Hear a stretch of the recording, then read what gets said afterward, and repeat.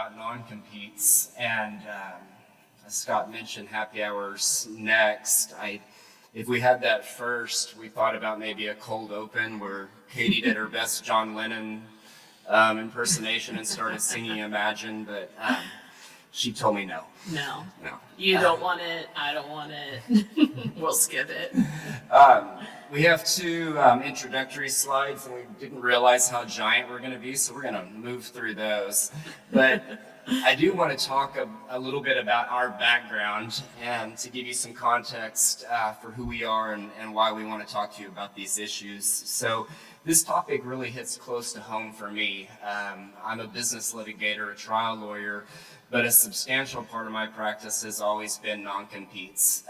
I have tried these cases to jury verdicts. I've handled countless TRO proceedings, temporary injunction proceedings. I've drafted non-competes. It's what I do. I kind of joke, tell me what hat am I going to wear? Am I representing the company that's enforcing it, the employee who's trying to get out of it, or the company that's about to hire one or more people wrapped up in these agreements? So this is my world as it exists right now. So we'll see what's to come.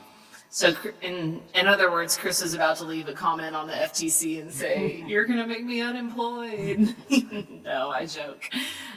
Same with Chris. My practice also revolves around a lot of non-compete and non-solicitation agreement issues. I practice outside of general commercial litigation and so focus solely on employment.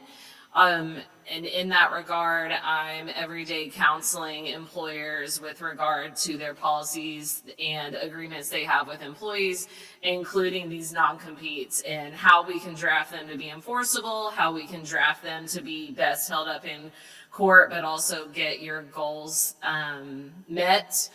And so these rules and the implication that the rules are going to have effect on your daily lives, our daily lives, and so it's important we go through them.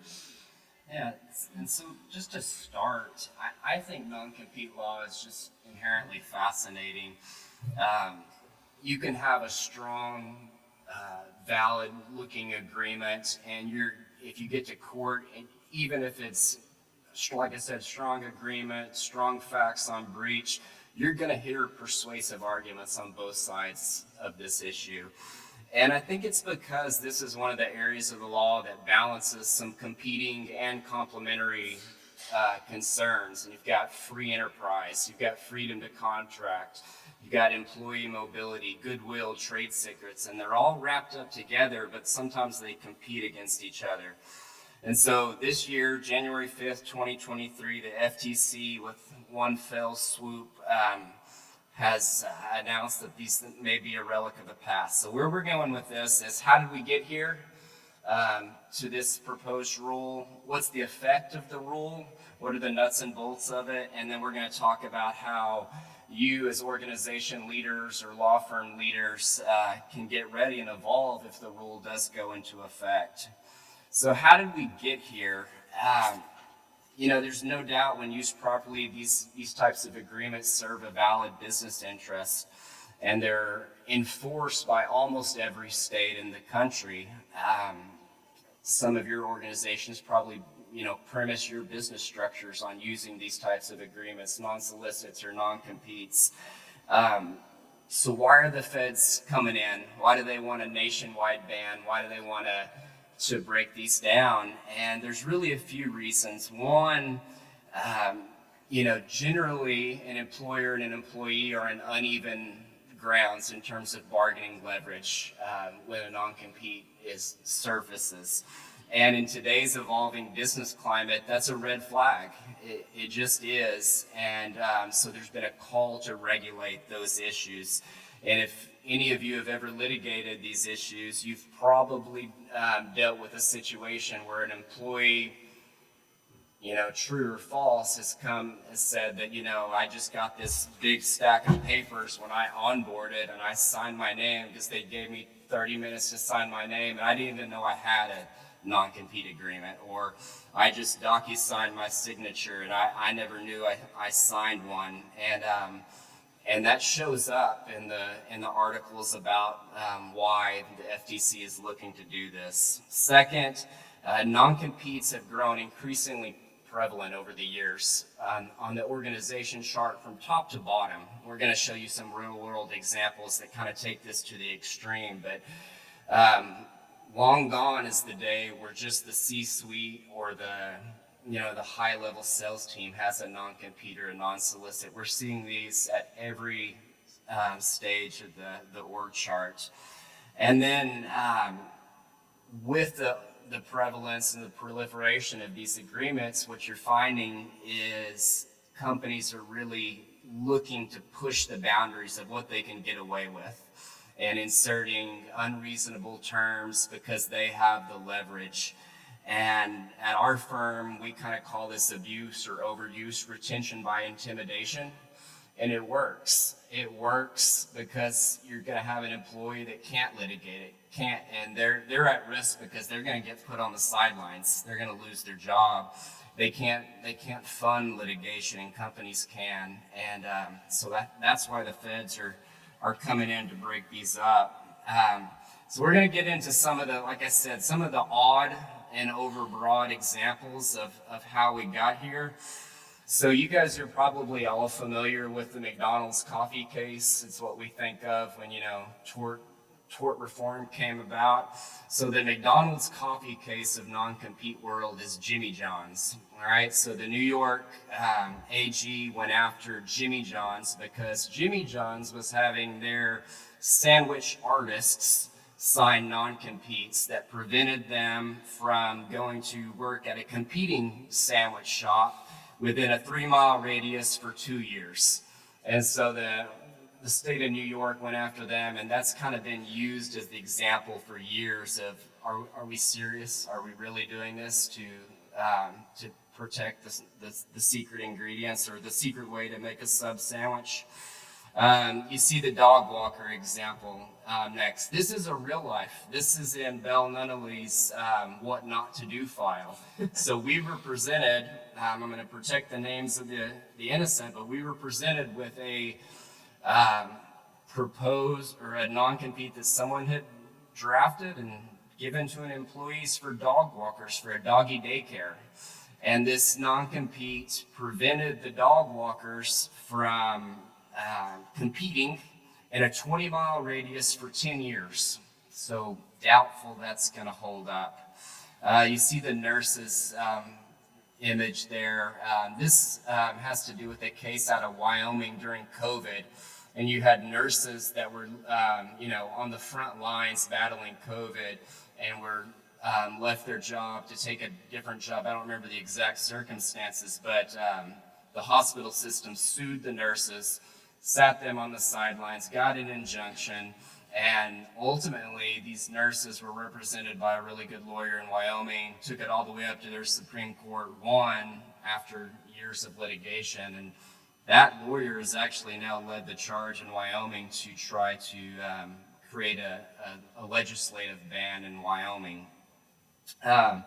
The last example I'll give before moving on is kind of when good intentions go bad, and it's also an example of one of the first non-compete cases I worked on, and it was 2 competing letter jacket, Texas football letter jacket sellers, and there really was some confidential information that went back and forth, and it was a sales team, and we represented a company that hired a couple of the sales team, and what was wrong with their agreement, it wasn't that the spirit of the agreement was wrong, but it was just way overbroad.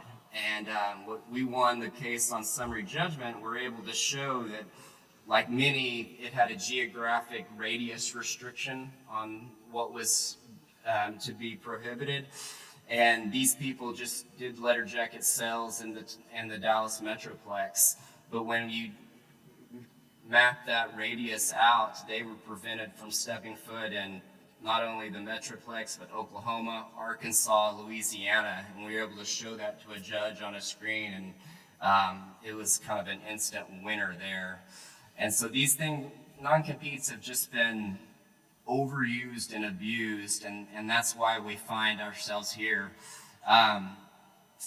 So is this federal, I mean, it kind of feels like an all-out nationwide ban of doing away with, hundreds of years of law and business practices is kind of a knee-jerk reaction, but it's not out of left field if you've been paying attention. I could have done a quiz here for what states actually have outright bans of non-competes right now, and I'm sure most of you would say California, of course, right? Interestingly, Oklahoma and North Dakota don't allow non-competes. But over the past handful of years, you've seen more and more states start reining in non-competes. You've got low-wage employees. Oregon and Washington and D.C. kind of set a marker at 100,000. Massachusetts and Rhode Island look at whether you have an exempt or non-exempt. You probably are familiar with garden leave. That's at issue in Massachusetts. If you're going to have a non-compete, you have to pay garden leave. And then you have states that have kind of looked at it at a different angle, which is, and sometimes we look at this equitably when we're making arguments in court. If somebody's fired, terminated without cause, like really should you be enforcing a non-compete against them? And some states have legislatively banned non-competes in those scenarios. But from a federal standpoint, this thing has been gaining steam for years also. In 2016, President Obama, his White House partnered with the Treasury Department and did a bunch of research and issued a report that's really interesting. But the spirit of the report is that non-competes have gotten out of hand in states. It was a call to action to the states to do something, to rein these in, and that's still available with a quick Google search. But that led to, let's fast forward to 2019, and hotly contested election. Then candidate Joe Biden, he puts out, I don't remember how many, it's 10-ish point plan for his platform for president. And one of his major points for running for president was to get rid of non-competes. And in his pre-election stance was that we need to get rid of non-competes in all cases except to protect trade secrets. When Katie talks a minute about the contours of the actual proposed rule, it's way broader than that. But that's what he was saying before he was elected. Once he's elected, July 2021, President Biden issued an executive order, and he directed the FTC to essentially do what it did this year, and to take action to curb non-competes and other clauses that limit worker mobility. And then, of course, and before we get to the FTC's rule, interestingly, the FTC, in addition to proposing this new rule, it's amped up and ramped up its aggressiveness and enforcing things on its own, and it's taken action against employers that have taken non-competes too far and used its authority to levy penalties, to require companies to rescind non-compete agreements and to post notices in the workplace and things like that. So the FTC has already been at work. So one of the main things that I think lawyers ask is why? Why are we doing this? Why is this so important? Why is somebody focusing their administration on it? Why are they pushing it through, etc.? And so I'm going to go over just some of the talking points and some of the stats that the FTC is citing to and harping on when they're saying this is their why. And the chair of the FTC, Lena Khan, has said the freedom to change jobs is core to the economic liberty and to a competitive, thriving economy. She goes on to talk about how non-competes block workers from freely switching jobs, essentially depriving them of higher wages, better working conditions, depriving businesses of better talent, saying it's bad for the workers, it's ultimately bad for companies. Of course, maybe not the established ones, but the ones to be created or that are in somebody's mind right now that might be scared to go create it because they're under a non-compete. and basically saying it's preventing healthy competition. And so the FTC put out a stat that 18% of US workers are currently covered by non-competes. And 18% doesn't sound like a whole lot until you do the math, and that's 30 million people across our country that have these type of agreements. Whether that's entirely accurate may be determined on the FTC's definition of non-compete, which we'll go over later. That might be an overbroad assessment, but it also might not be counting some that are called non-solicitations or confidentiality agreements that they are going to actually consider non-competes later on. Researchers have estimated that banning non-competes nationwide may close racial and gender wage gaps by 3.6 to 9.1%. It also, the FTC has estimated that by banning non-competes, it would increase workers' earnings by $300 billion and saving consumers up to $148 billion on health costs each year. And when I read that stat, I did not understand it, to be honest. I said, how is this going to save me money on my health care? Well, the reports and the stats are showing that, unlike lawyers, we all kind of, I think in almost every state, we are protected from non-compete. So you're not going to be subject to signing one in any of your positions. But doctors do not have that same right in most states. Some do, some don't. And so banning non-competes is also going to free up doctors and other medical providers to go create competing businesses, competing clinics, driving down healthcare costs, increasing the quality of care. That's what the FTC has found in their stats. It's also going to double the number of companies in the same industry founded by a former worker. So essentially, the FTC is saying it's pro-free market.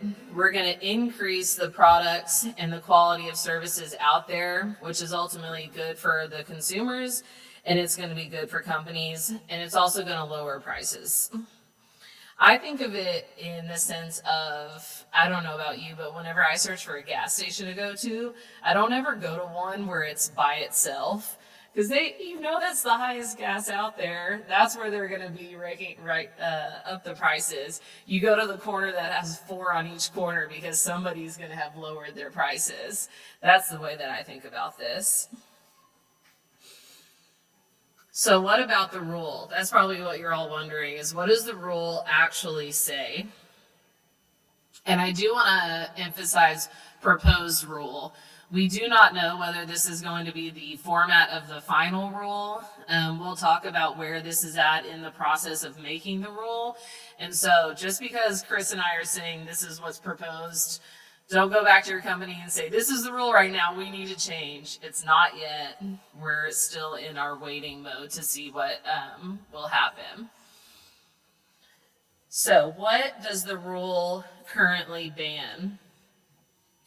Their definition of non-compete is any contractual term between an employer and a worker that prevents the worker from seeking or accepting employment with a person or operating a business after the conclusion of the worker's employment with the employer. That's pretty standard. That sounds like a non-compete, right? Well, it's also going to ban de facto non-competes. And do you think the rule clearly defines what a de facto non-compete is? No, it doesn't. It essentially is saying that the FTC is going to apply a functional test when determining whether the provision is a non-compete or not. So what that means is they're going to look at the effect of it. Do you call it a non-solicitation, but it's essentially preventing that person from working in their field in a geographical region for a few years? Well, they're probably going to say functionally that's a non-compete. Is it a confidentiality agreement that's going to take that person out of the workforce because there's no way he or she could go work at a competitor without using that confidential agreement or confidential information? Well, that's probably functionally a non-compete. The supplementary materials that the FTC has put out has specifically alluded to these no business agreements, also no recruit agreements as what could be a de facto non-compete. And so it's going to be an important task that the FTC has on whether they're going to define de facto a little bit more in the final rule, whether they're going to leave it vague and open to courts to define it. That's something that is still to be determined.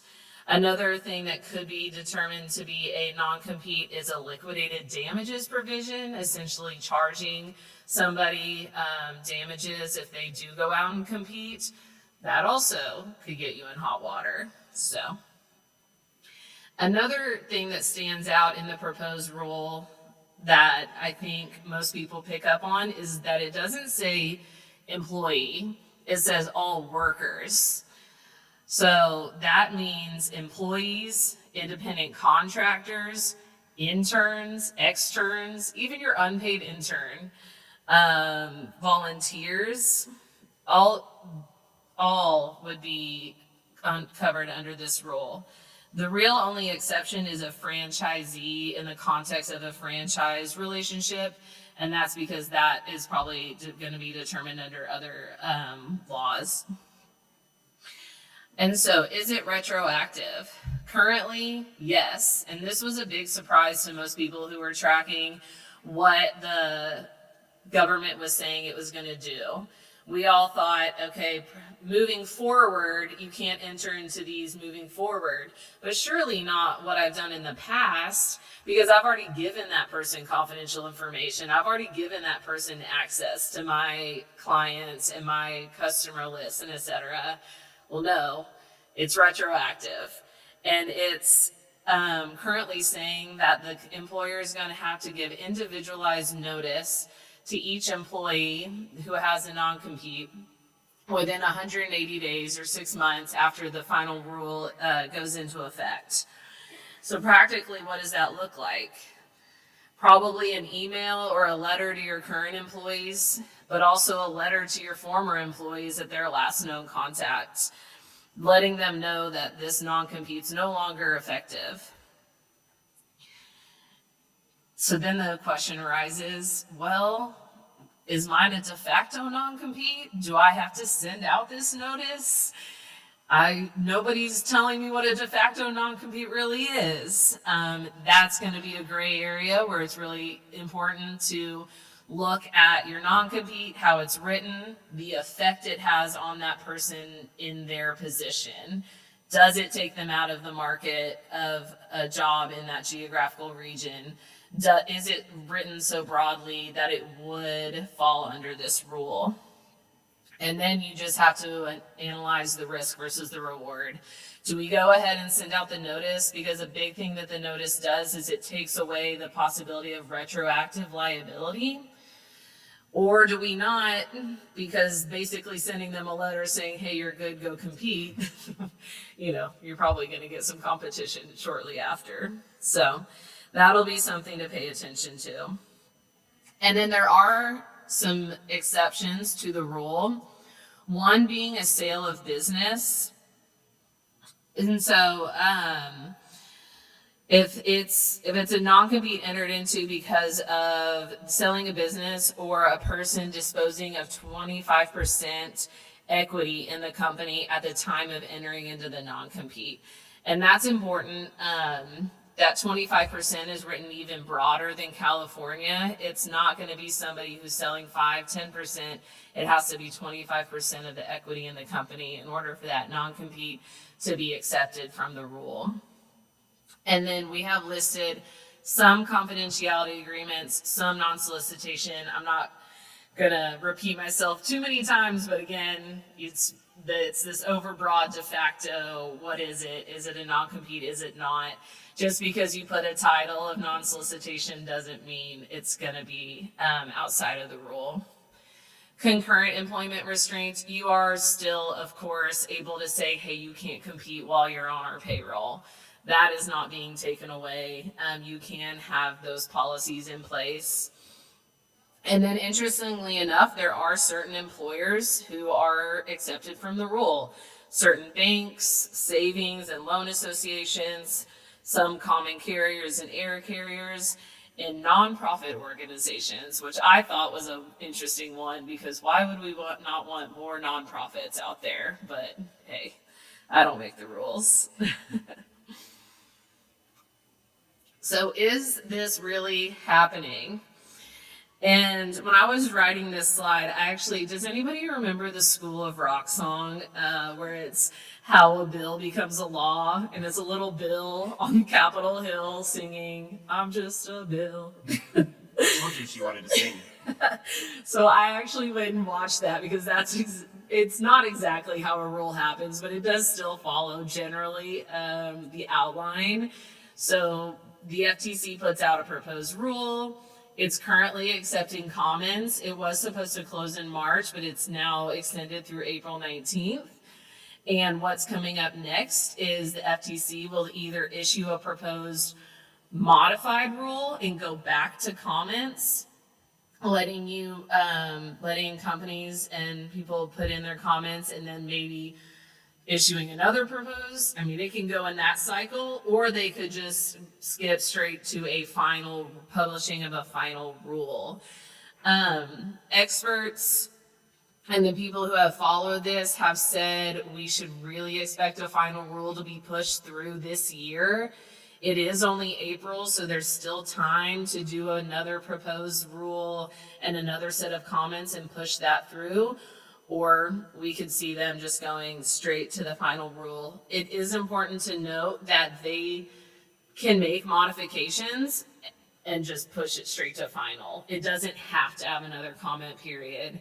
So it could go from this proposed rule we've talked about today to final with a bunch of revisions that they got from the comments and without this extra comment period.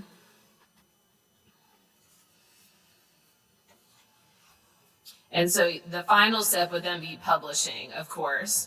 And that's what we've all got on our mind. That's what we're saying. When is it actually going to happen? Like I said, they're anticipating by the end of the year. 2024 is an election year. You know, they're probably going to try to say, check, we did it. See, we told you we would do it. But I say that, don't hold me to it. Don't call me on December 29th saying, Katie, where's our rule? You said we'd have it by the end of the year. It's just a prediction that experts have made. Okay, so we're going to assume that this goes into effect. What do we do now?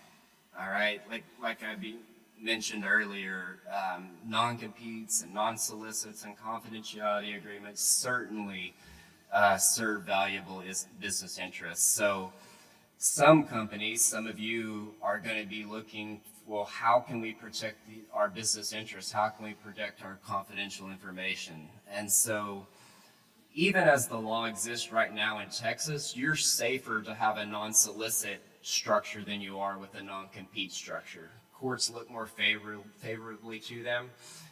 They're generally narrower and they're more targeted at the actual harm that's going to occur. But the goal, if this rule as it's kind of laid out right now goes into effect, it's going to be to kind of toe that line between a non-compete and an enforceable non-solicit. And hopefully the final rule is going to have some type of commentary or some type of explanation on what type of non-solicit would be allowable and what type would be banned. Your confidentiality agreements, so how many of you have a confidentiality agreement with your employees that has a definition that's like this big? Probably everybody. Anyone that I've ever litigated, it seems like the staplers are confidential. So we're probably going to have to quit doing that. We're going to have to clearly delineate what exactly is confidential and proprietary and what should be protected. We can't set employees up for the possibility that whatever's in their brain, they're unable to use as they move forward. The two next items there, the comp packages and the equity with extended vesting, it's stuff you guys already do right now, right? Deferred compensation. staggered benchmarks where you're going to get more comp or, golden handcuff type situations. But if this goes into effect to retain employees, you're going to have to be in a bidding war for salary with equity.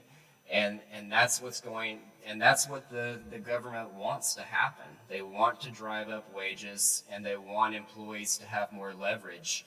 And so I think it's going to be how long and can we retain these valuable folks and keep them under our roof. And so it's going to be getting creative with comp that'll keep them around. And then the last item we have here, protecting client relationships. I had a conversation with a client just this week, and he was asking, he's a CEO, and they use non-solicits with all of their client-facing folks. And he was like, what we're going to end up doing is we're going to take some of that, some of the power and the earning power also away from our high-level people that run branches and have lots of client interaction, and we're going to either concentrate that at the top at more of a C-level situation, or we're going to have just less opportunity for someone like that to kind of spread their wings and really control everything from a client perspective. He's like, it's not going to be good for the employee. They're going to make less money. They're going to have less responsibility. But it's like, I don't know what else we would do if we wouldn't be able to protect them as they're going out the door. Yeah. Anything on that? No, like I said, my practice is a lot of advising and counseling of employers. And so I've gotten phone calls as well saying, all right, well, if this is what's going to happen, what are we doing? How can we keep our people happy? The only other one that I would add is we've taken a focus on, okay, what are some intangibles that they may want? Is remote work, hybrid work, better benefits, other options. Is that going to create loyalty? Because at the end of the day, if somebody's loyal to your company, they're not going to go out and compete. It's not as contractual in nature as the non-solicitations and confidentiality, but it's another tool in your toolbox to keep in mind if there's a certain sector of employee that says, we really want to keep them, we really don't want them going to start a competing business. Okay, well, what would keep them happy? What would keep them here? How do we just retain them instead of worrying about them leaving? Of course, then you get to somebody, like you said before, where you terminate them, and of course, then they might go compete. So what's next? Again, under the assumption that everything goes into effect and we're in this new world, that's not the end of the story. There's going to be a lot of legal challenges. So even if the rule goes into effect before year end, you're going to see a lot of high-profile litigation. There's going to be companies withstanding the major legal challenges that come to mind and have been written about so far. The major question doctrine: does the FTC even have the authority to regulate and enforce this? Is this something that needs congressional oversight and congressional approval? That's the big one.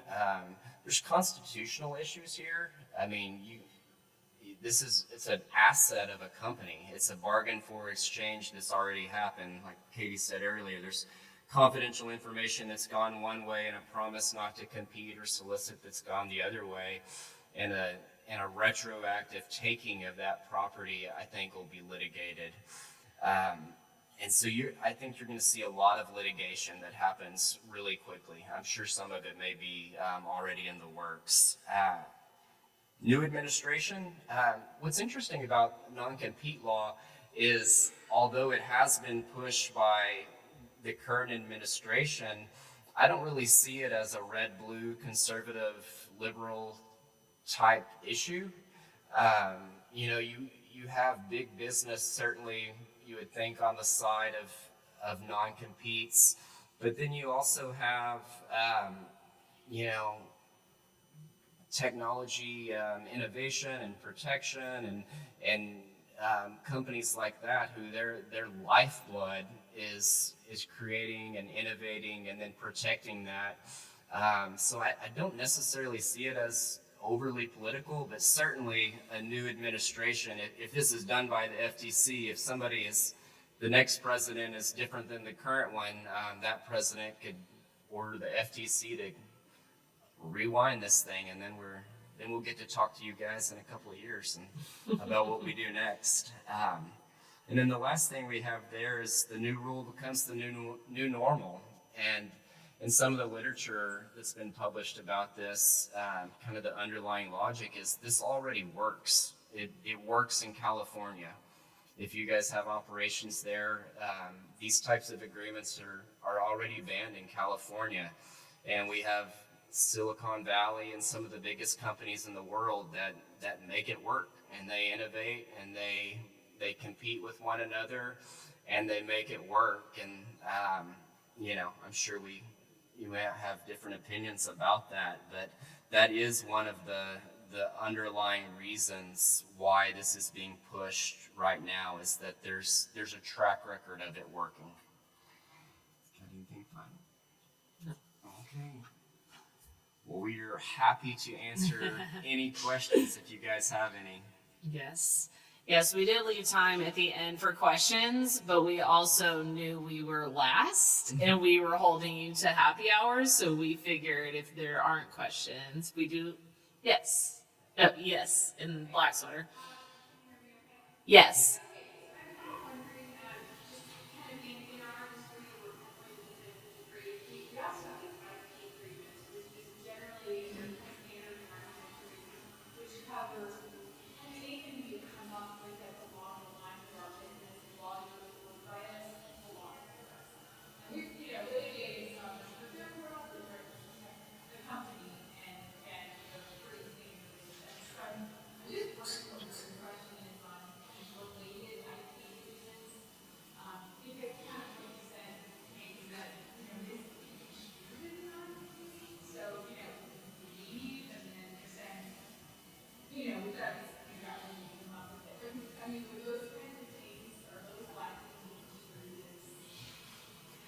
So I think one of the key differences there is that, and the key focus of the question would be, just because that creation, that IP or that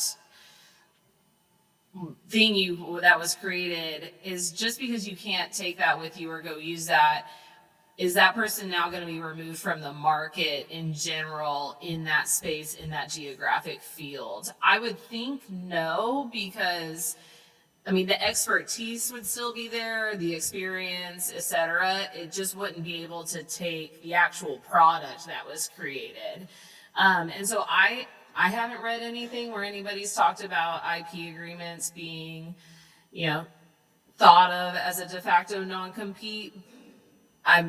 It would really depend on the drafting, obviously, but I think as long as there's still a space for that person to go work outside of your company in the space that they work in that geographical region, you'd be okay. I think that's right. Those types of agreements are protecting property created under the company's banner that the company paid for.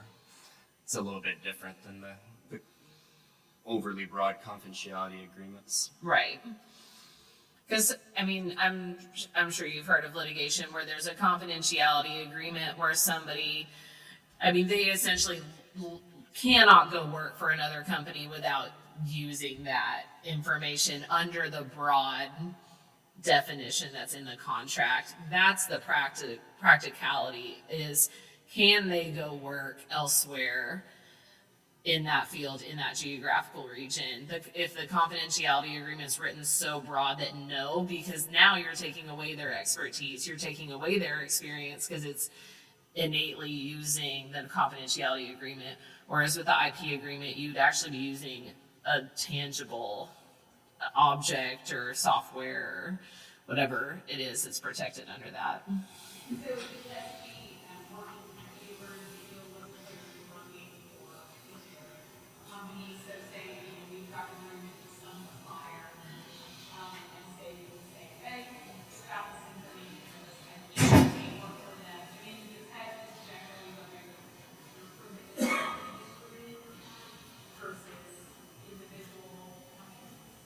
Yeah, so if I'm understanding, the question would be whether that person being prevented from going to work for somebody else who uses that IP. Yes, generally, or if, as long as you're not prohibited from the field, or, is it more narrowly Yeah, so I think the de facto non-compete is really going to be looking at, like, I mean, the effect of what a non-compete is preventing somebody from working in that field. So if that would take somebody out of the job market, then it would probably fall under de facto. But if it's really just one vendor and it's a pretty specified thing, you would have a much stronger argument that it's not a de facto. I can't give you a bright line answer on that just because we don't know how they're going to be defining it, but I think it'll be a fact question on, okay, how preventative is that section of the contract in practicality applied to their real world job.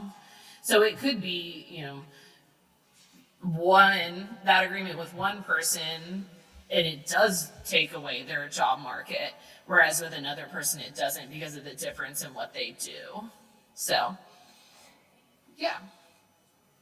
Any other questions? Everybody ready to go snack and drink or go home? Okay, well, thank y'all. And thank you for attending the last session. We appreciate it.